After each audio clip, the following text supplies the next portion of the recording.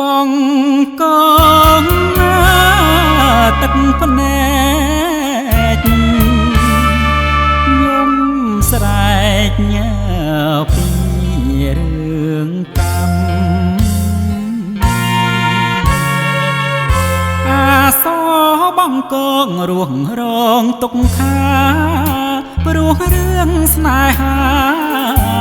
ដែលក្អែជឿថាចិនដាអ្នកស្មោះឯឃ្លាតត្រនំទាំងខ្ញុំស្រណោះ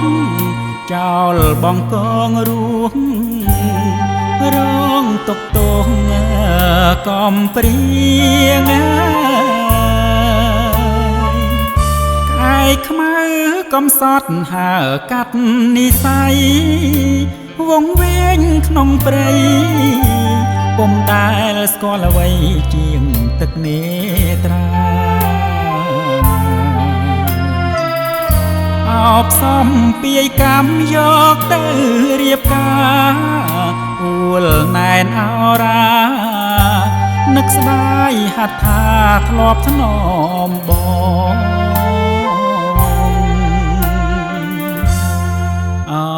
បងកងយំថ្លែងស្ដាយរឿងអតីតคล้ายជាលោហិតដិតជាប់បងកងកំឡាំងនាងប្រាក់វ៉ាន់ណាក់ទ្របផងផ្ដាច់អូននឹងបងឲ្យព្រាត់ពីគ្នារៀមនៅរស់ក្បែរទ្រូងអូនបាប្រែជាសូនរៀមថ្មិចភ្នែកស្លាប់ទាំងវេទនីទឹកភ្នែករៀមហោមុនពេលនិនទ្រីបើអូនរៀបការ